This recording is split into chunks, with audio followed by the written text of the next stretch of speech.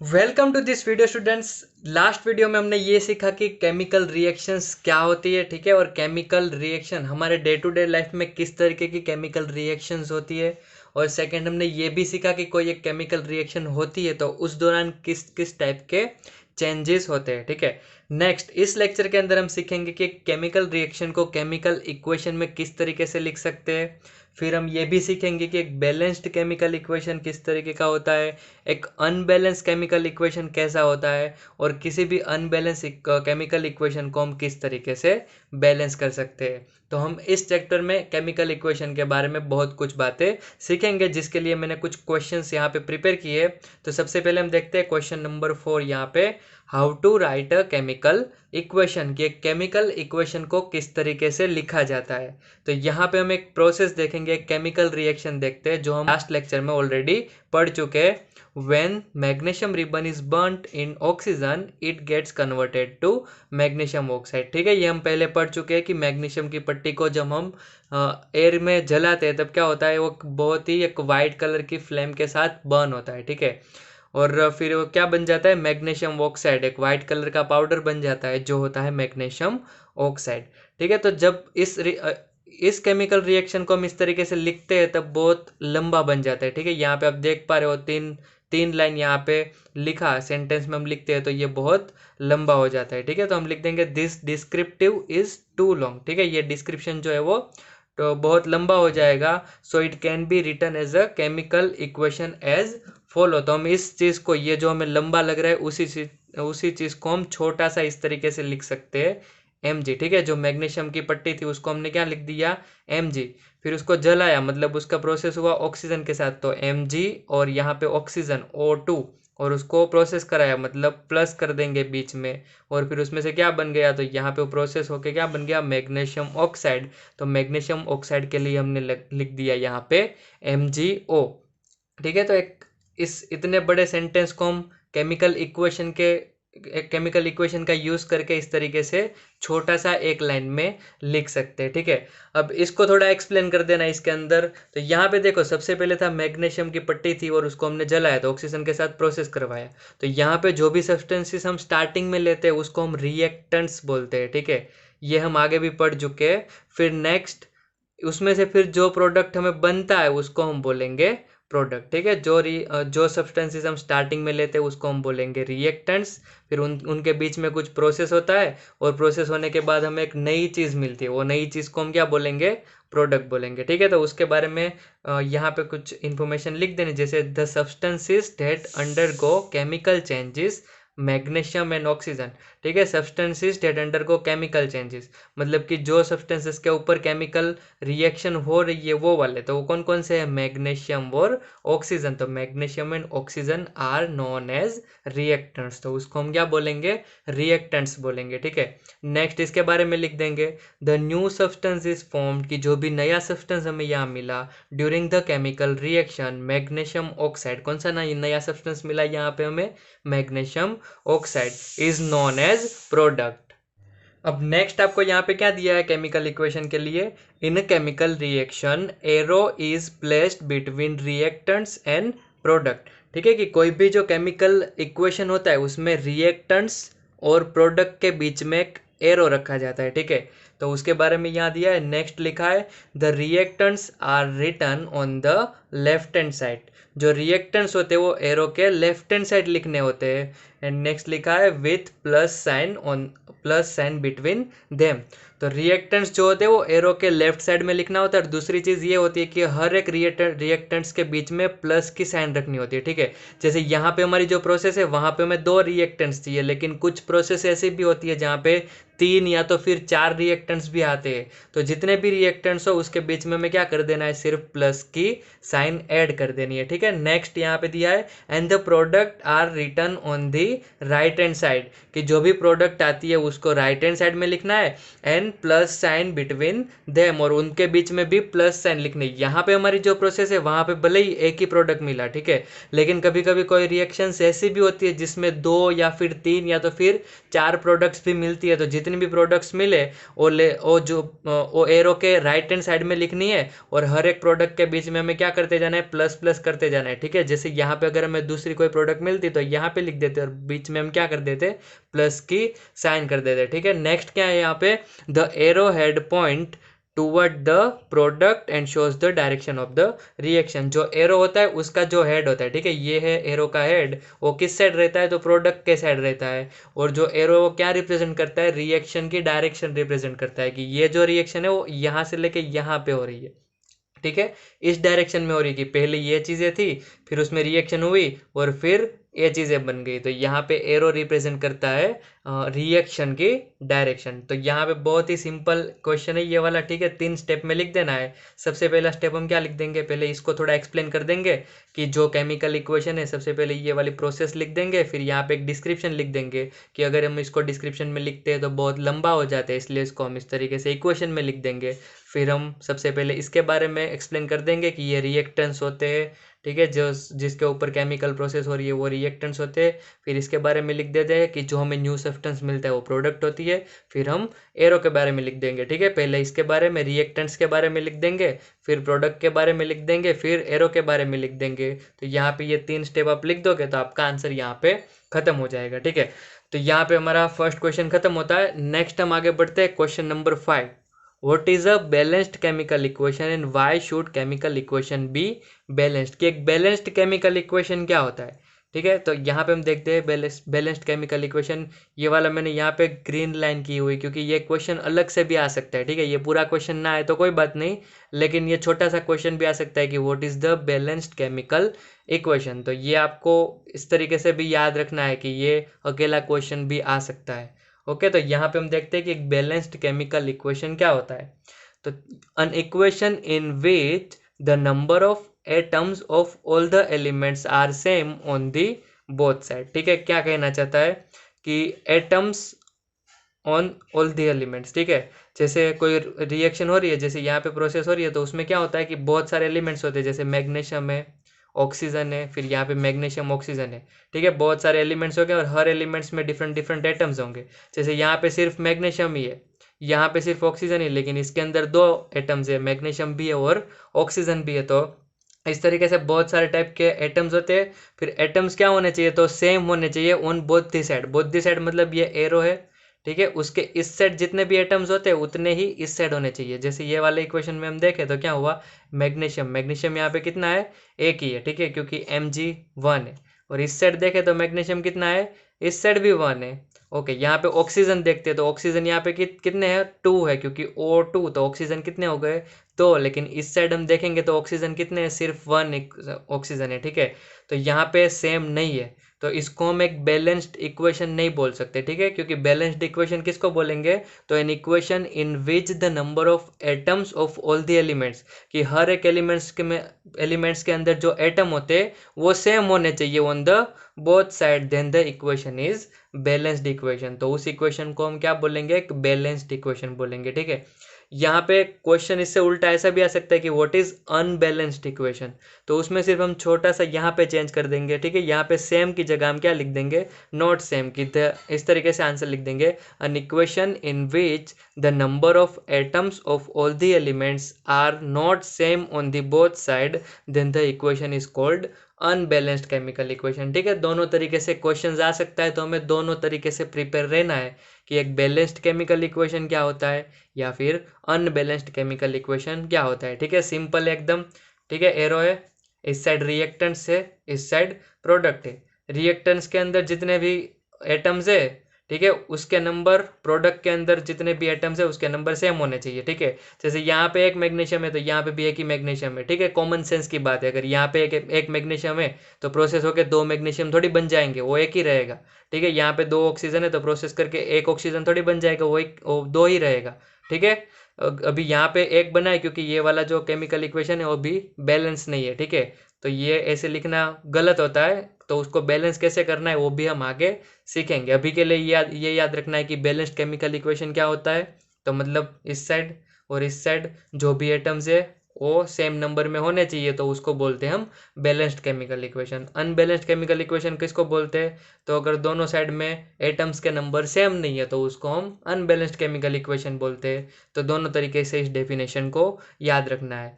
अब कोई भी केमिकल इक्वेशन को बैलेंस करना क्यों ज़रूरी है, ठीक है, वो नेक्स्ट क्वेश्चन है इसी में ही। तो यहाँ पे एक law of conservation of mass है, ठीक है, जो आप आगे के स्टैंडर्ड में भी पढ़ चुके हो कि मास can nether be created nor be destroyed, कि कोई भी मास होता है, ठीक है, कोई भी चीज़ होती है उसको आप ना तो डिस्ट्रॉय कर सकते हो ना तो आप उसको बना सकते हो, ठीक है। तो आप सोच रहे होंगे कि चलो कोई चीज़ है, ठीक है, उसको हम जला देते हैं तो वो डिस्ट्रॉय हो गया, तो हमने तो यहाँ पे डिस्ट्रॉय कर दिया।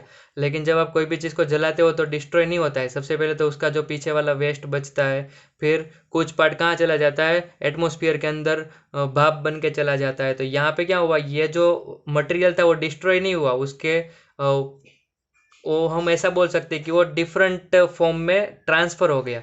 जैसे यहाँ से कुछ पार्ट एसिड बन गया, ठीक है, यहाँ पे, और कुछ पार्ट यहाँ पे गैस बन गया। तो ऐसा एक रूल है कि कोई भी मास होता है, कोई भी चीज़ होती है, ठीक है, मास मतलब कोई भी मतलब मटेरियल हो उसको हम मास बोल सकते हैं।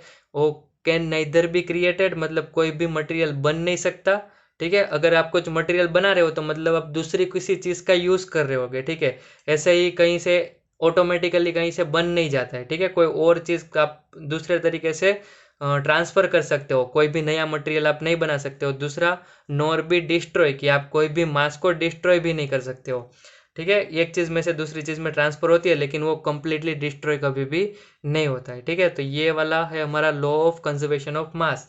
ये भी याद रखना है, बहुत ही इंपॉर्टेंट क्वेश्चन है, पूछा जाता है कि right the law of conservation of mass. तो इतना लिख देना है कि मास can nether be created nor be destroyed. Okay, तो यहाँ पे क्या लिखा है कि मास क्रिएट भी नहीं होता और डिस्ट्रॉय भी नहीं होता। उसका मतलब क्या हुआ कि यहाँ पे हमने मैग्नीशियम का जितना मास लिया है उतना ही प्रोसेस के बाद होना चाहिए, ठीक है। ऑक्सीजन का जितना मास लिया है उतना ही प्रोसेस के बाद होना चाहिए। तो इसीलिए हमें ये वाला रूल के हिसाब से हमें कोई भी केमिकल रिएक्शन होता है उसको बैलेंस करना पड़ता है, ठीक है। तो आगे देखते हैं, according to this law mass of all the atoms should be equal on the both side, therefore we have to balance the chemical equation, ठीक है। कि इस रूल के हिसाब से दोनों साइड जो एटम्स होते हैं उसका मास क्या होना चाहिए, इक्वल होना चाहिए, ठीक है। इसलिए अगर इक्वल नहीं है तो हमें उसको बैलेंस करना पड़ेगा, ठीक है। तो यहाँ पे आपको 3 क्वेश्चन याद रखने इस क्वेश्चन के अंदर। एक तो बैलेंस्ड केमिकल इक्वेशन की डेफिनेशन, अनबैलेंस्ड केमिकल इक्वेशन की डेफिनेशन, फिर law of conservation of mass. ये 3 क्वेश्चन आप प्रिपेयर करते हो तो उसके साथ ये वाला क्वेश्चन भी आप ऑटोमेटिकली प्रिपेयर हो जाता है साथ में, ठीक है। ओके, तो यहाँ पे हमारा क्वेश्चन नंबर 5 भी खत्म होता है। आगे बढ़ते हैं question number 6, how to balance a chemical equation. यहाँ पे हमने देख लिया कि ये जो केमिकल इक्वेशन है वो बैलेंस नहीं है, ठीक है। तो बैलेंस किस तरीके से करेंगे वो हम इस क्वेश्चन के अंदर देखेंगे, ठीक है। उसके लिए हमने एक केमिकल इक्वेशन का एग्जांपल लिया है। Let's take one chemical equation. यहाँ पे एक एग्जांपल लिया है फेरस का, ठीक है, आयन। फेरस सिंबल है Fe, उसको हम बोलते हैं आयन, उसको हमने प्रोसेस करवाया H2O के साथ। तो यहाँ पे हमें प्रोडक्ट क्या मिली, इसको हम बोलेंगे रिएक्टेंट्स Fe और H2O। और उसका जब केमिकल रिएक्शन होता है तो यहाँ पे हमें प्रोडक्ट्स क्या मिली, Fe3O4 प्लस हाइड्रोजन गैस, ठीक है। यहाँ पे Fe और O का ऑक्साइड है, ठीक है, आयन और ऑक्सीजन का ऑक्साइड है Fe3O4। जनरली ये आपके सिलेबस में है नहीं पर मैं यहाँ पे दिखा देता हूँ कि जनरली जब Fe और ऑक्सीजन प्रोसेस करते हैं तब 3 टाइप के ऑक्साइड बनते हैं। कभी FeO भी बनता है, Fe2O3 भी बनता है, Fe3O4 भी बनता है, ठीक है। Fe और ऑक्सीजन, फेरस और ऑक्सीजन के बीच केमिकल रिएक्शन बन के होके 3 टाइप के ये मॉलिक्यूल्स पॉसिबल है, जिसमें FeO को हम बोलते हैं फेरस ऑक्साइड, Fe2O3 को बोलते हैं फेरिक ऑक्साइड और Fe3O4 को बोलते हैं फेरोफेरिक ऑक्साइड, ठीक है। ये भी याद रखना, कहीं पे आपको काम आ सकता है। लेकिन हमें यहाँ पे जो केमिकल इक्वेशन दी है उस पर ध्यान देते हैं। इन दोनों के बीच की प्रोसेस होती है और यहाँ पे क्या बन जाता है Fe3O4 और H2। देखो इस केमिकल इक्वेशन को हम देखते हैं, क्या ये केमिकल इक्वेशन बैलेंस्ड है। तो यहाँ पे Fe के कितने मॉलिक्यूल्स है, तो सिर्फ एक ही मॉलिक्यूल्स है, ठीक है। और यहाँ पे Fe के कितने मॉलिक्यूल्स है, तो 3 मॉलिक्यूल्स है। तो यहाँ पे दोनों के एटम्स है वो डिफरेंट आ गए। तो ये वाला जो केमिकल इक्वेशन है वो बैलेंस्ड केमिकल इक्वेशन नहीं है, ठीक है। तो इसको हम बैलेंस करेंगे और किस तरीके से बैलेंस करेंगे वो ये वाले क्वेश्चन के अंदर हम सीखेंगे। ओके, यहाँ पे देखो अब एटम्स किस तरीके से गिनना है। यहाँ पे Fe लिखा है तो वो 1 Fe कंसीडर होगा, ठीक है। और यहाँ पे H के बाजू में 2 लिखा है तो हाइड्रोजन 2 कंसीडर होगा और ऑक्सीजन यहाँ पे 1 कंसीडर होगा, ठीक है। जो बाजू में नंबर लिखे उतने कंसीडर होते हैं। Fe कितने यहाँ पे 3, ऑक्सीजन कितने 4, फिर हाइड्रोजन कितने 2। ओके, तो इस तरीके से हम एटम्स को गिनेंगे। नेक्स्ट स्टेप यहाँ पे दिखते हैं, इसको हम स्टेप वाइज बैलेंस करेंगे। तो फर्स्ट स्टेप उसके लिए क्या आया, to balance the chemical equation first draw boxes around each formula, do not change anything inside the box. ठीक है, जो भी केमिकल इक्वेशन आपको दिया हुआ है उसमें जितने भी मॉलिक्यूल्स आपको दिए हुए हैं उसके आसपास इस तरीके से बॉक्स कर देना है। ठीक है, अब क्यों बॉक्स करना है, क्योंकि बॉक्स के अंदर कुछ हमें चेंजेस नहीं करना है। ठीक है, अब बॉक्स के अंदर चेंजेस किस तरीके से होता है और क्यों नहीं करना है वो भी हम आगे देखेंगे कि किस तरीके से चेंज नहीं करना है और किस तरीके से चेंज करना है। ठीक है, सबसे पहला स्टेप क्या आया कि सिर्फ हमें क्या कर देना है, बॉक्स कर देना है। बॉक्स क्यों करना है, क्योंकि इसके अंदर हमें कुछ चेंज नहीं करना है, जो भी चेंज करना है वो हमें बाहर करना है। ओके, वो बाहर कहाँ करना है वो भी आगे के स्टेप में देखते हैं। Step number 2, list the number of atoms of different elements present in the unbalanced equation। कि इस जो भी अनबैलेंस्ड इक्वेशन है उसके अंदर जो जो एटम्स प्रेजेंट है वो यहाँ पे लिख दो। अब देखो यहाँ पे जब आप एटम्स लिखोगे ना तब सिर्फ यहाँ पे आप रिएक्टेंट्स में से देख के लिख दो, क्योंकि जो रिएक्टेंट्स में होंगे वही आपके प्रोडक्ट में होंगे। ऐसा तो नहीं होगा कि यहाँ रिएक्टेंट्स में आपने एफ ही लिया है और प्रोडक्ट में सी यू आ गया। ठीक है, तो जो जो एटम्स रिएक्टेंट्स में यूज हुए वही फिर प्रोडक्ट के अंदर होंगे। तो हम क्या करेंगे, जितने एलिमेंट्स रिएक्टेंट्स के अंदर होंगे वो लिख देंगे। तो यहाँ पे रिएक्टेंट्स के अंदर हमें कौन कौन से एलिमेंट दिख रहा है, तो यहाँ पे पहला हमें एफ ही दिख रहा है, फिर हाइड्रोजन दिख रहा है, फिर यहाँ ऑक्सीजन दिख रहा है। तो हमने पहले एफ ही लिख दिया, फिर हाइड्रोजन लिख दिया, फिर ऑक्सीजन लिख दिया। तीनों के तीन एलिमेंट्स हमने ये लिख दिया यहाँ पे। फिर दूसरा हमें क्या लिखना है कि लेफ्ट हैंड साइड में कितने एलिमेंट्स है। ठीक है, यहाँ पे एफ ही लिखा है तो एफ ही लेफ्ट हैंड साइड में भी होता है, राइट हैंड साइड में भी होता है। तो लेफ्ट हैंड साइड में कितने वो यहाँ लिखना है, राइट हैंड साइड में कितने वो यहाँ पे लिखना है। ठीक है, हाइड्रोजन में भी सेम करना है, लेफ्ट हैंड साइड में कितने वो लिख दो, ऑक्सीजन में भी सेम करना है। यहाँ पे गिन लेते हैं, एफ ही लेफ्ट हैंड साइड में कितने हैं, सिर्फ एक, तो यहाँ क्या लिख दिया 1। राइट हैंड साइड में एफ ही कितने हैं 3, तो यहाँ पे क्या लिख दिया 3 लिख दिया। Okay, hydrogen left hand side में कितने हैं, यहाँ पे 2, तो यहाँ पे हमने 2 लिख दिया। राइट हैंड साइड में हाइड्रोजन 2, तो यहाँ पे 2 लिख दिया। लेफ्ट हैंड साइड में ऑक्सीजन कितने हैं, तो यहाँ पे है 1, तो कितने लिख दिए 1। ऑक्सीजन कितने हैं, तो यहाँ ऑक्सीजन 4 दिख रहे हैं, तो यहाँ पे हमने क्या लिख दिया 4। ठीक है, तो स्टेप 1 क्या था, बॉक्सेस बनाओ।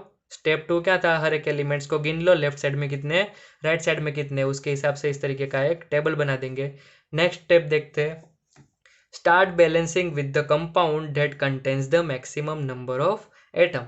ठीक है, तो जो एटम सबसे ज्यादा है, जैसे यहाँ पे आप सब एटम्स को देखो तो सबसे ज्यादा एटम कौन नजर आ रहा है 4। ठीक है, सबसे बड़ा नंबर यहाँ पे कौन सा है 4। ठीक है, तो यहाँ पे ऑक्सीजन के एटम सबसे ज्यादा है, तो हम बैलेंस करना कहाँ से स्टार्ट करेंगे, तो ऑक्सीजन से स्टार्ट करेंगे। ठीक है, ऑक्सीजन को किस तरीके से बैलेंस करेंगे, तो यहाँ पे देखो इस साइड ऑक्सीजन के कितने एलिमेंट्स है 1। ठीक है, लेफ्ट हैंड साइड में कितने ऑक्सीजन है 1, राइट हैंड साइड में कितने ऑक्सीजन है 4। ठीक है, तो इसको हम किस तरीके से सेम कर सकते हैं, तो यहाँ पे अगर मैं 4 ऑक्सीजन कर दूँ, यहाँ पे 4 ऑक्सीजन है और यहाँ पे 1 ऑक्सीजन है। ठीक है, तो इसको सेम करने के लिए मुझे क्या करना होगा, इस साइड 4 ऑक्सीजन बनाना होगा। समझ में आ रहा है। ठीक है, लेफ्ट हैंड साइड में 1 ऑक्सीजन है, राइट हैंड साइड में 4 ऑक्सीजन है। बैलेंस करना है मतलब कि दोनों को सेम करना है। सेम करना है मतलब यहाँ पे हमें 4 करना होगा किसी भी तरीके से। तो यहाँ पे कितने ऑक्सीजन है 1, 4 करने के लिए। अब अंदर हमें कुछ चेंज नहीं करना है, अंदर चेंज नहीं करना मतलब यहाँ पे हम 4 नहीं लिख देंगे। ठीक है, अगर इस तरीके से हम लिख देते हैं, जैसे यहाँ पे ऑक्सीजन को 4 करने के लिए हम ऐसा लिख देते हैं H2O, फिर ऑक्सीजन को 4 करने के लिए यहाँ 4 लिख दिया, तो ये क्या हो जाएगा, रॉन्ग हो जाएगा। ठीक है, फिर नेक्स्ट हम ऐसा भी नहीं कर सकते कि H2O पूरे को इस तरीके से 4 करे।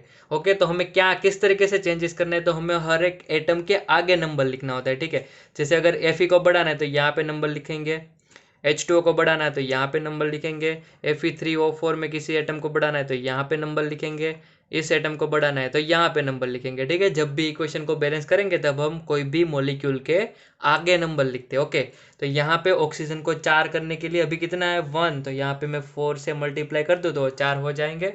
ठीक है, तो यहाँ पे हम इसको 4 से मल्टीप्लाई कर देंगे, तो यहाँ पे लिखा है hence here to balance oxygen. ठीक है, start balancing with the compound contain the maximum number of atom. तो यहाँ पे मैक्सिमम नंबर ऑफ एटम किसके थे 4 थे ऑक्सीजन के। ठीक है, तो यहाँ पे here we balance oxygen atom, we will put coefficient 4 as a 4H2O, कि H2O है उसका कोएफिशिएंट। ठीक है, हमारा मैथ्स में आता है कि कोई भी जो टर्म होता है उसके आगे हम जो नंबर पुट करते हैं, जो ये हमारा मॉलिक्यूल है उसके आगे हमने जो नंबर पुट किया उसको हम क्या बोलते हैं, कोएफिशिएंट बोलते हैं। तो we will put coefficient 4 as a 4H2O, इस तरीके से लिखेंगे 4H2O एंड नॉट H2O4, ठीक है। H2O4 यहाँ पे 4 करके H2O4 नहीं लिख देंगे, या फिर H2O को इस तरीके से ब्रैकेट करके इस तरीके से बाहर 4 करें, वैसा भी हम नहीं करेंगे, कोएफिशिएंट में ही लिखना है 4 को। ओके, नेक्स्ट यहाँ पे हमारा ऑक्सीजन बैलेंस यहाँ पे हो गया।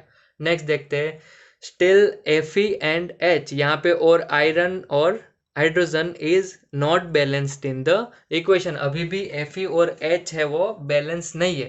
तो हम क्या करेंगे, to balance Fe we will put 3 as a coefficient as 3Fe, ठीक है। यहाँ पे आयरन देखो, आयरन कितने हैं 1 और यहाँ पे आयरन कितने हैं 3, तो इसको बैलेंस करने के लिए क्या करेंगे, ये वाला जो है Fe उसको हम 3 से मल्टीप्लाई कर देंगे।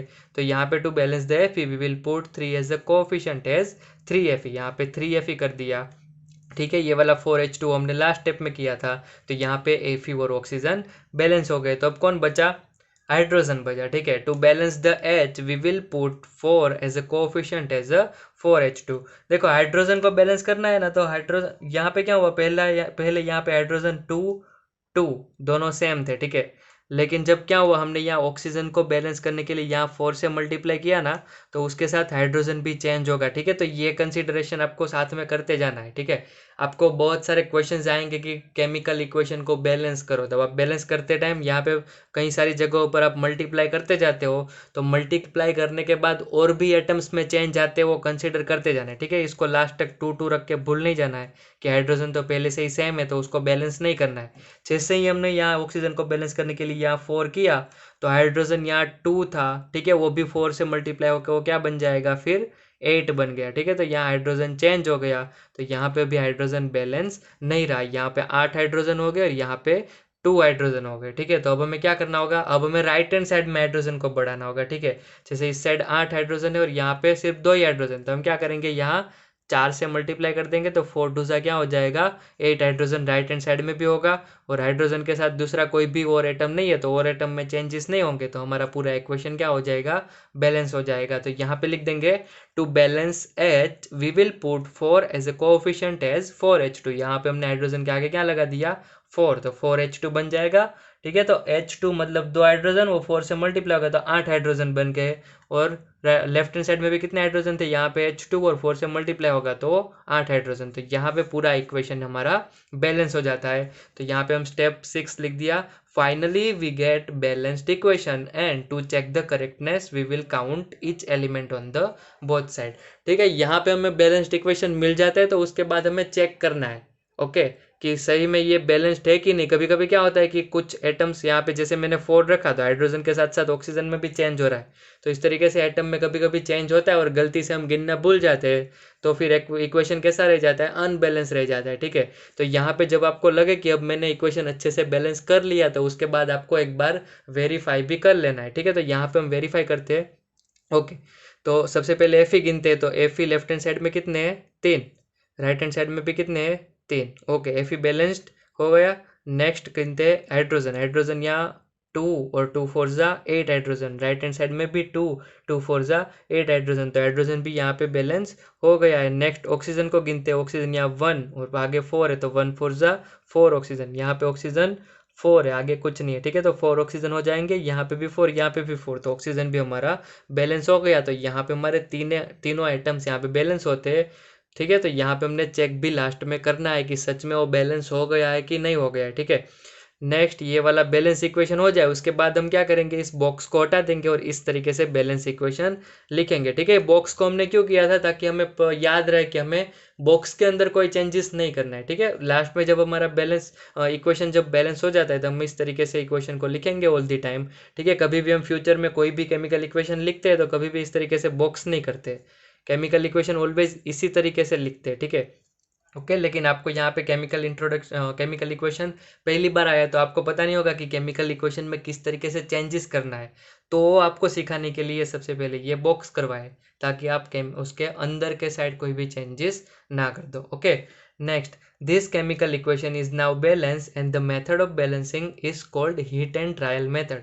ये जो हमने जिस मेथड से इस केमिकल इक्वेशन को बैलेंस किया उस मेथड को बोलते हैं heat and trial method. Heat and trial method क्यों बोलते हैं? क्योंकि यहाँ पे हम क्या करते हैं, सबसे पहले सारे एटम्स गिन लेते हैं, फिर वन बाय वन हम सारे एटम्स को हीट करते हैं। सबसे पहले ऑक्सीजन को हमने हीट किया, हीट करना मतलब उसको बैलेंस करना, ठीक है, मारना नहीं है उसको। यहाँ पे ऑक्सीजन को हमने हीट किया मतलब उसको पहले बैलेंस किया। फिर क्या किया, नेक्स्ट हमने ट्राई किया कि यार चलो ऑक्सीजन बैलेंस हो गया, तो सबसे पहले हीट किया और उसके बाद ट्राई किया। फिर हमने क्या किया, नेक्स्ट एटम को हीट किया, उसके बाद हमने Fe को हीट किया, हीट करके उसको बैलेंस कर दिया, ओके ट्राई किया, हो गया बैलेंस, हो गया। नेक्स्ट हम क्या करेंगे, हाइड्रोजन को हीट करेंगे, हाइड्रोजन को हीट किया, बैलेंस कर दिया, ओके हो गया बैलेंस, ट्राई करेंगे। तो बैलेंस हो जाने के बाद हम फिर पूरा इक्वेशन चेक कर दे कि बैलेंस हो गया कि नहीं। तो हम क्या करेंगे, वन बाय वन एक एक एटम को हीट करते हैं और उसके बाद हम चेक करते हैं कि क्या वो बैलेंस हो चुका है। तो इसीलिए इस मेथड को क्या बोलते हैं, हीट एंड ट्रायल मेथड। ठीक है, यहाँ पे आपको एक ऐसा रूल आया था कि स्टार्टिंग कहाँ से करनी है, मैक्सिमम एटम के साथ। ठीक है, तो यहाँ पे हमने कहाँ से स्टार्टिंग की थी, ऑक्सीजन के साथ। लेकिन इसके ऊपर से हमें बहुत सारे क्वेश्चन इस चैप्टर के अंदर आते हैं जिसमें क्वेश्चन ऐसा होता है कि बैलेंस द इक्वेशन। ठीक है, आगे हम डिस्कस करेंगे कुछ इक्वेशंस को हम बैलेंस करेंगे। क्वेश्चन क्या आता है, बैलेंस द केमिकल इक्वेशन। आपको इस तरीके का कोई भी केमिकल इक्वेशन दे दिया होता है और आपको बोला है कि इस केमिकल इक्वेशन को बैलेंस करो, ओके।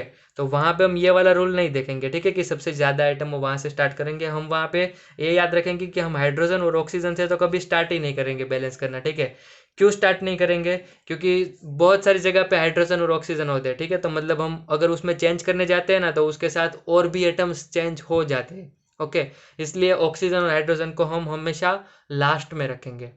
वो जब हम क्वेश्चन सॉल्व करेंगे तब हम देखेंगे कि इस तरीके से केमिकल इक्वेशन को बैलेंस करना है। अभी के लिए सिर्फ इतना जान लो, सबसे पहले बॉक्स बना दो, फिर लिस्ट बना दो एटम की, लेफ्ट हैंड साइड में कितने हैं, राइट हैंड साइड में कितने वो गिन लो, फिर वन बाय वन एटम्स को बैलेंस करते जाओ और फिर लास्ट में आपको ऐसा लगे कि बैलेंस हो गया है तो उसके बाद आप चेक कर लो कि सच में बैलेंस हुआ है कि नहीं। तो यहाँ पे हमारा ये वाला क्वेश्चन भी खत्म होता है। ठीक है, ओके। यहाँ पे स्टेप 7, ठीक है, वो बैलेंसिंग के लिए नहीं, लेकिन केमिकल इक्वेशन को थोड़ा और ज़्यादा इन्फॉर्मेटिव बनाने के लिए आपको कुछ डिस्क्रिप्शंस दी गई है। ठीक है, स्टेप 7 देखते हैं, writing the symbol of physical states. कि जो केमिकल इक्वेशन है उसमें हमें जो भी मॉलिक्यूल्स होते हैं, जैसे यहाँ पे Fe है, H2O है, Fe3O4 है, फिर यहाँ H2 है, ठीक है, तो उन सब की फिजिकल स्टेट भी हमें सिंबल के द्वारा रिप्रेजेंट करनी है। ठीक है, क्यों करनी है, क्योंकि केमिकल फॉर्मूला को हम ज़्यादा इन्फॉर्मेटिव बना सके इसलिए। ठीक है, देखो स्टेट और सिंबल उसके लिए दिया गया है। जैसे गैसियस स्टेट हो तो हम बाजू में क्या लिखेंगे, जी। ठीक है, जैसे यहाँ पे ये वाला, ठीक है, H2O है, वहां पे हमने बाजू में क्या लिखा है, जी। अब देखो यहाँ पे मैंने सिर्फ H2O लिखा होता तो आपको क्या पता चलता है कि क्या वो पानी है, ठीक है, वो क्या वो लिक्विड फॉर्म में पानी है कि या वो वेपर फॉर्म में H2O है, तो वो आपको पता नहीं चलता कि यहाँ पे आपको H2O लेना है। जैसे मैं आपको एक केमिकल इक्वेशन करने के लिए बोलूँ तो आपको यहाँ आइडिया नहीं आएगा कि H2O आपको क्या लेना है, पानी लेना है या फिर वाटर वेपर लेना है या फिर आइस लेना है, तो आपको यहाँ पे ये आइडिया नहीं आता है। इसलिए हम कोई भी केमिकल इक्वेशन को ज़्यादा इन्फॉर्मेटिव बनाने के लिए उसके बाजू में स्टेट भी लिखेंगे। ठीक है, जैसे देखो एक NaCl है, ठीक है, तो NaCl मतलब क्या होता है, नमक, ओके। तो नमक हम लेते हैं तो अगर नमक को लिया जाता है तो उसके बाजू में हम सॉलिड लिखेंगे ताकि हमें पता चले कि हमें नमक लेना है, ओके। वैसे ही अगर कोई चीज़ हम लिक्विड फॉर्म में लेते हैं तो उसके बाजू में हमें क्या लिखना है, एल लिख देना है, ठीक है। कोई एक्वियस फॉर्म है तो उसके बाजू में हमें AQ लिख देना है। एक्वियस मतलब क्या होता है, जैसे हम यहाँ पे नमक लेते हैं, ठीक है, सॉलिड फॉर्म में लेते हैं तो उसको S लिखेंगे, लेकिन इसी नमक को अगर मैं पानी के अंदर मिक्स कर दूं, ठीक है, तो जो वाटर का सॉल्यूशन बनता है नमक का, ठीक है, उसको हम क्या बोलेंगे, NaCl ही बोलते हैं, लेकिन उसको एक्वियस बोलते हैं कि ये जो NaCl है वो सॉलिड फॉर्म में नहीं है, लेकिन पानी के अंदर सोल्यूएबल जो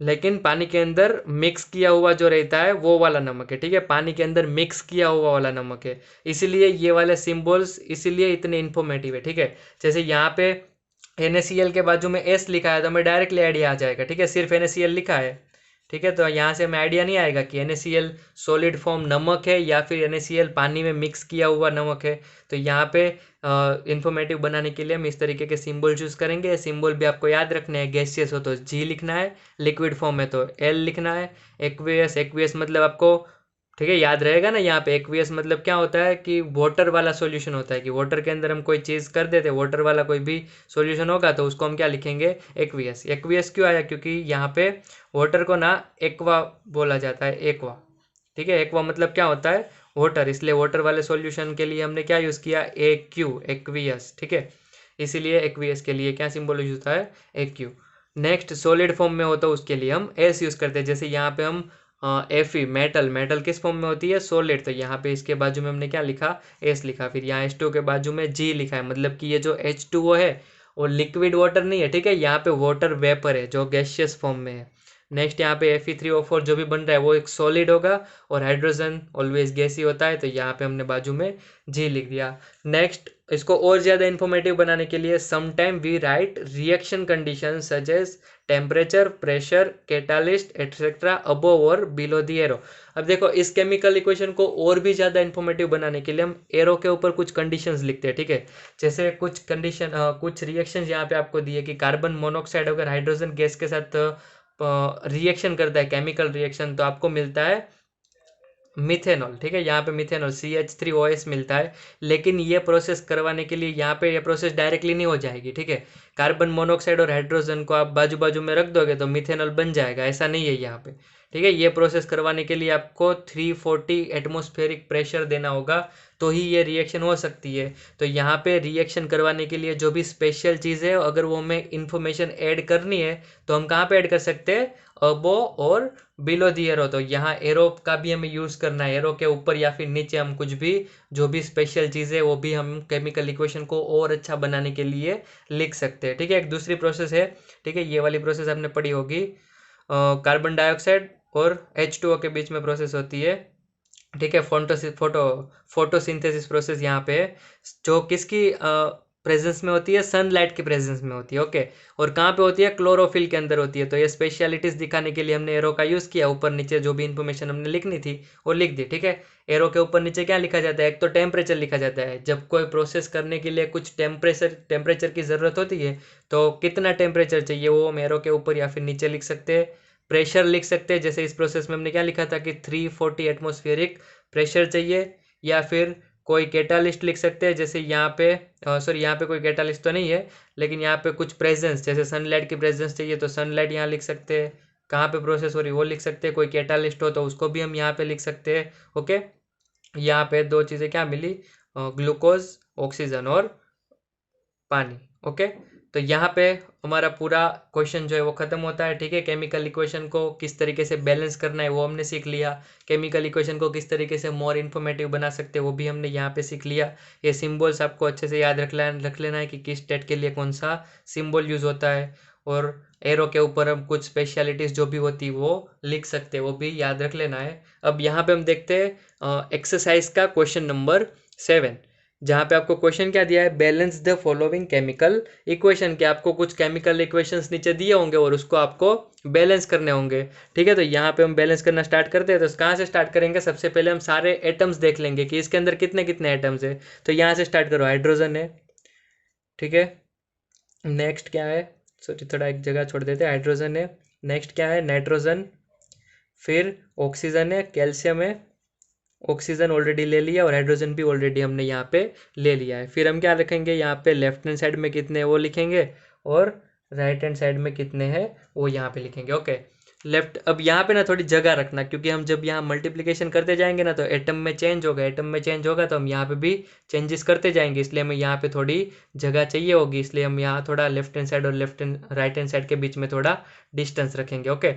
सबसे पहले हाइड्रोजन दोनों साइड गिन लेते हैं, यहाँ पे हाइड्रोजन कितने हैं। अब देखो यहाँ पे आपको एटम्स गिनना आना चाहिए, ठीक है। जैसे यहाँ पे H के बाजू में कुछ नहीं लिखा है तो H1 होगा, N के बाजू में कुछ नहीं लिखा हो तो N1 होगा, O के बाजू में 3 लिखा है तो वो कितने होंगे, 3। लेकिन कभी कभी ना ये बाजू में इस तरीके से ब्रैकेट करके भी लिखा होता है, ठीक है।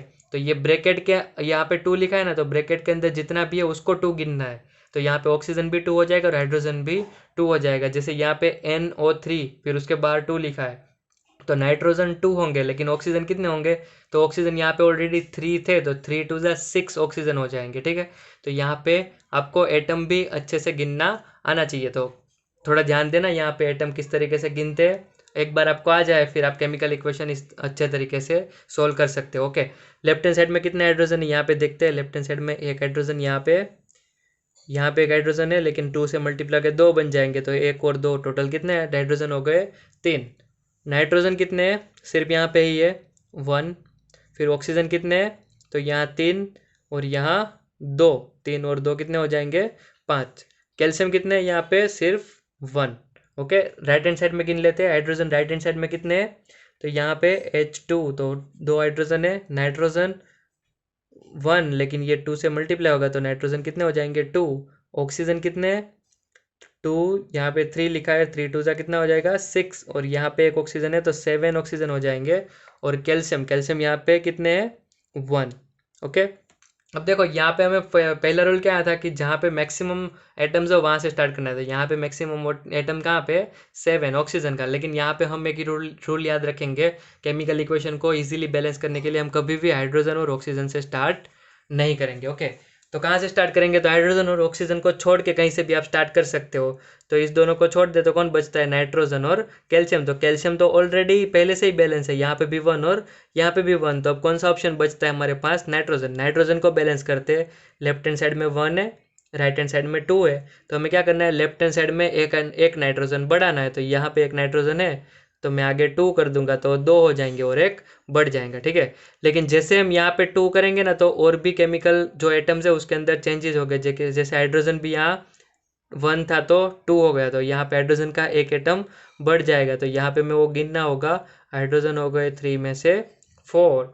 और नेक्स्ट ऑक्सीजन में भी चेंज हुआ, 3 था वो तो कितना हो गया 6। तो यहाँ पे ऑक्सीजन भी कितने बढ़े 3, तो यहाँ पे ऑक्सीजन में भी हमें कंसिडर करना है 3 इंक्रीज हुए हैं, तो ये हो गया 8। ओके, इस तरीके से जो भी चेंजेस होते हैं वो यहाँ पे साथ में लिखते जाने हैं, तो हमें पता रहेगा कि कहाँ पे एटम्स कितने हैं। ओके, नेक्स्ट यहाँ पे हमने कैल्शियम सॉरी नाइट्रोजन को बैलेंस कर दिया है, यहाँ पे 1 + 1 कितने हो गए नाइट्रोजन 2।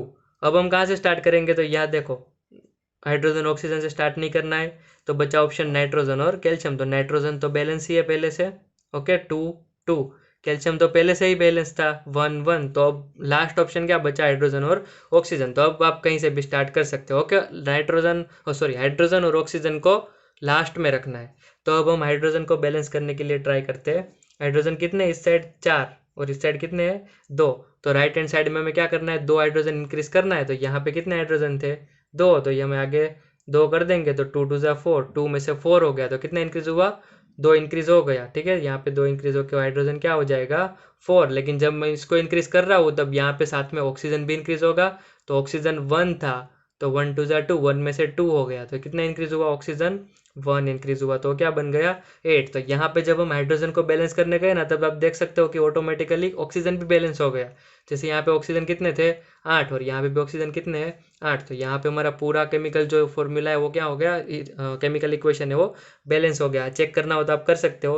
हाइड्रोजन से स्टार्ट कर दे, हाइड्रोजन कितने हैं, हाइड्रोजन 2 और यहाँ पे 2 4 हाइड्रोजन, यहाँ पे भी हाइड्रोजन कितने हैं 2 2 ज़ा 4 हाइड्रोजन। ओके, हाइड्रोजन बैलेंस है। नाइट्रोजन भी यहाँ देखो 1 2 ज़ा 2 नाइट्रोजन है और यहाँ पे भी 1 2 ज़ा 2 नाइट्रोजन है। ऑक्सीजन 3 2 ज़ा 6 और यहाँ पे 2, तो टोटल 8 ऑक्सीजन है। और इस साइड भी कितने ऑक्सीजन है 3 2 ज़ा 6 और 1 2 ज़ा 2, तो यहाँ पे भी 8 नाइट्रोजन और सॉरी ऑक्सीजन है। कैल्शियम यहाँ पे भी 1 यहाँ पे भी 1, तो ये वाला पूरा इक्वेशन है वो हमने बैलेंस कर दिया। ठीक है, रूल क्या याद रखना है, हाइड्रोजन और ऑक्सीजन से कभी स्टार्ट नहीं करना है। नेक्स्ट केमिकल इक्वेशन देखते हैं कौन कौन से एटम्स है, यहाँ पे वो लिख लेंगे। सबसे पहले सोडियम है, फिर मुझे ऑक्सीजन दिख रहा है, फिर हाइड्रोजन दिख रहा है, फिर यहाँ सल्फर दिख रहा है, फिर ऑक्सीजन और हाइड्रोजन हमने पहले से ले लिया। यहाँ पे लिख देंगे लेफ्ट हैंड साइड वाले और यहाँ पे लिखेंगे थोड़ी सी जगह छोड़ के राइट हैंड साइड वाले। ओके, लेफ्ट हैंड साइड में कितने सोडियम है 1, राइट हैंड साइड में कितने सोडियम है 2। ओके, लेफ्ट हैंड साइड में कितने ऑक्सीजन है, यहाँ पे 1 और यहाँ पे 4, तो 5। राइट हैंड साइड में कितने ऑक्सीजन है, यहाँ पे 4 और यहाँ पे 1, तो 5 oxygen. Next left hand side में कितने हाइड्रोजन है, तो 1 हाइड्रोजन यहाँ पे और 2 हाइड्रोजन यहाँ पे, तो टोटल 3 हाइड्रोजन हो जाएंगे। और राइट हैंड साइड में कितने हाइड्रोजन है, यहाँ पे 2 hydrogen. Next sulphur left hand side में कितने हैं, सिर्फ यहाँ पे एस दिख रहा है तो 1 लिख देंगे। और यहाँ पे भी सल्फर कितने हैं, 1। तो यहाँ पे भी हाइड्रोजन और ऑक्सीजन से स्टार्ट नहीं करेंगे। तो हाइड्रोजन और ऑक्सीजन से स्टार्ट नहीं करेंगे तो कौन सा ऑप्शन बचा, सोडियम और सल्फर। तो सल्फर तो पहले से ही बैलेंस है, तो हम किसको सबसे पहले बैलेंस करेंगे, सोडियम को। और सोडियम को देखो तो लेफ्ट हैंड साइड में 1 है और राइट हैंड साइड में 2 है। तो हमें क्या करना होगा, लेफ्ट हैंड साइड में एक सोडियम किसी भी तरीके से बढ़ाना होगा। तो यहाँ पे देखते हैं 1 सोडियम है, आगे मैं 2 कर दूँ तो 1 का हो गया 2, तो एक सोडियम बढ़ के कितना हो गया 2। लेकिन जब सोडियम को मैं इंक्रीज करने जाता हूँ तो साथ में ऑक्सीजन भी 1 का 2 हो गया, हाइड्रोजन भी 1 का 2 हो गया, तो उसमें भी एक एक का इंक्रीमेंट आया था। ऑक्सीजन भी यहाँ पे एक बढ़ के कितना हो गया 6 और हाइड्रोजन भी एक बढ़ के यहाँ पे कितना हो गया 4। तो ये साथ में जो भी अदर चेंजेस होते हैं वो भी यहाँ कंसिडर करते जाना है ताकि हमें याद रहे कि इसमें कौन कौन से नंबर है। नेक्स्ट यहाँ पे सोडियम बैलेंस हो गया। उसके बाद अब देखो हाइड्रोजन और ऑक्सीजन के अलावा सोडियम और सल्फर है, दोनों बैलेंस्ड है, तो हम हाइड्रोजन या ऑक्सीजन अब इसमें से कोई भी एक हम लेंगे। तो यहाँ पे हम स्टार्ट करते हैं हाइड्रोजन से। तो हाइड्रोजन कितने, यहाँ पे लेफ्ट हैंड साइड में 4 है और राइट हैंड साइड में 2 है। तो यहाँ पे हमें 2 इंक्रीज करना होगा कैसे भी, ठीक है। तो यहाँ पे 2 इंक्रीज करने के लिए राइट हैंड साइड में हम हाइड्रोजन फाइंड करेंगे और यहाँ पे 2 है, तो यहाँ पे मैं 2 से मल्टीप्लाई करूँ तो 2 का 4 हुआ, मतलब कि 2 इंक्रीज होया और 2 इंक्रीज होगा तो वो बन जाएगा 4। लेकिन यहाँ पे जब इंक्रीज करेंगे तब ऑक्सीजन भी 1 का कितना हो जाएगा 2, तो ऑक्सीजन में भी 1 का चेंज आएगा और 5 + 1 कितने हो जाएंगे 6। तो यहाँ पे भी इस इक्वेशन में भी जब हाइड्रोजन हम चेंज कर दे तब ऑक्सीजन ऑटोमेटिकली यहाँ पे बैलेंस हो रहा है, ठीक है। तो इसी के साथ हमारा जो केमिकल इक्वेशन है वो पूरा बैलेंस हो गया। ओके, नेक्स्ट यहाँ पे देखते हैं कौन कौन से एटम्स आपको देखने को मिले। तो Na, फिर Cl, फिर Ag, फिर N और ऑक्सीजन। लेफ्ट हैंड साइड में कितने हैं वो गिन लेंगे, राइट हैंड साइड में कितने हैं वो गिन लेंगे। तो Na लेफ्ट हैंड साइड में कितने, यहाँ पे आपको दिख रहा है Na कितना है सिर्फ 1, राइट हैंड साइड में भी कितना है 1। फिर Cl लेफ्ट हैंड साइड में कितना है 1, राइट हैंड साइड में भी कितना है 1। Ag लेफ्ट हैंड साइड में कितना है 1, ठीक है, राइट हैंड साइड में भी कितना है 1। Okay, next nitrogen left hand side में कितना है 1 और राइट हैंड साइड में भी कितना है 1। ऑक्सीजन लेफ्ट हैंड साइड में 3, ऑक्सीजन राइट हैंड साइड में 3। तो यहाँ पे जो भी केमिकल इक्वेशन है वो पहले से ही बैलेंस ही है, ठीक है। सब आपको पहले से ही दिख रहा है, सब कैसे है सेम 1, जैसे sodium 1 1, chlorine 1 1, silver 1 1, nitrogen 1 1, oxygen 3 3। तो सब ये जो केमिकल इक्वेशन है वो पहले से ही आपको बैलेंस दिया हुआ है, ठीक है। तो यहाँ पे आपको कुछ भी करने की ज़रूरत नहीं है। नेक्स्ट ये जो केमिकल इक्वेशन है वो आपको खुद से सोल्व करना है और आपको नीचे कमेंट बॉक्स के अंदर कमेंट करके बताना है कि यहाँ पे ये जो इक्वेशन है वो बैलेंस करने के बाद किस तरीके से लिखा जाएगा, कि एक बैलेंस केमिकल इक्वेशन इसका क्या होगा। तो कमेंट करो और नीचे बताओ कि ये वाला केमिकल इक्वेशन अगर हम बैलेंस करते हैं तो किस तरीके से वो दिखेगा। Okay, that's it for today students. अगर आपको ये वीडियो पसंद आया तो इस वीडियो को लाइक करना मत भूलना और यहाँ पे स्क्रीन पे आपको मेरी फ़ोटो दिख रही होगी जिस पे क्लिक करके आप इस चैनल को सब्सक्राइब कर सकते हो। और स्क्रीन पे दूसरे दिखाए गए वीडियोस है जिसमें से आप इस चैप्टर के रिलेटेड कुछ बुक के क्वेश्चंस और कुछ इंपॉर्टेंट क्वेश्चंस भी देख सकते हो। तो मिलते हैं नेक्स्ट वीडियो में, तब तक के लिए बाय बाय।